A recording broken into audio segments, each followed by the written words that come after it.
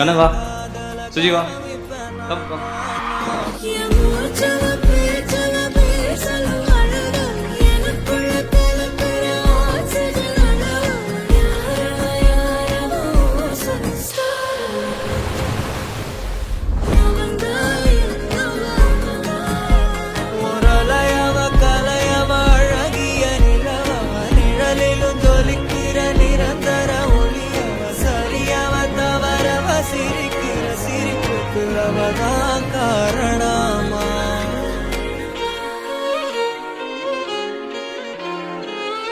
தான் சொன்ன மாதிரி சினிமாக்குள்ளே வரும்போதே விஜயண்ணனுக்கு ஒரு படம் பண்ணிடணும் தான் உள்ளே வந்தோம்.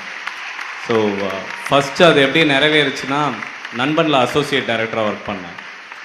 சரி, ஒரு அசோசியேட் டைரக்டர் படம் முடிஞ்ச உடனே லாஸ்ட்டாக கேரவான் போய் பாய்னா அப்படின்னு சொல்லும் போது அண்ணன் சொன்னார், நல்ல கதை ஒன்று பண்ணிட்டு வாங்க நம்ம பண்ணலாம் அப்படின்னாரு.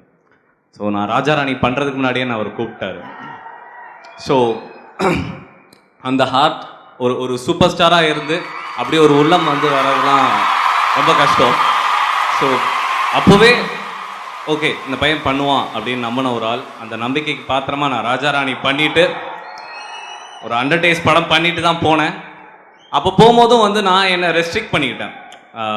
நம்ம ஒரு வெற்றியோட போகிறத தாண்டி ஒரு ஒரு ஒரு ஒரு 1.5 வருஷம் என்ன ஆனாலும் சரி அவருக்காக உருகி உட்காந்து ஒரு கதை எழுதிட்டு போகலாம் அப்படின்னு உட்காந்து 1.5 வருஷம் வெயிட் பண்ணி அண்ணனுக்காக நான் பண்ண படம் தான் தெரியும் என் லைஃப்பில் மறக்க முடியாத ஒரு படம். ஏன்னா அதுக்காக நான் வந்து எல்லாருமே எஃபர்ட் எடுக்கிறோம், எல்லாருமே வாழ்க்கையில் வந்து அடுத்த ஸ்டேஜ் போகிறதுக்கான எஃபர்ட் எடுக்கிறோம். நான் அடுத்த ஸ்டேஜ் போகணுன்றதை தாண்டி ஹார்ட்ஃபுல்லாக சோல்ஃபுல்லாக இவரோட ஒரு படம் பண்ணணும்னு நினச்சி பண்ண படம் தான் தெரியும்.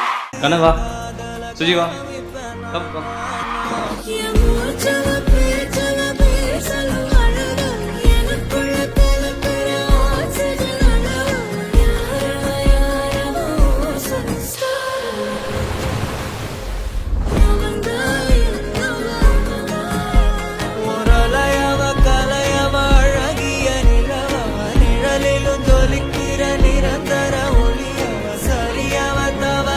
சிரிக்கிற சிரிப்புக்கு அவதான்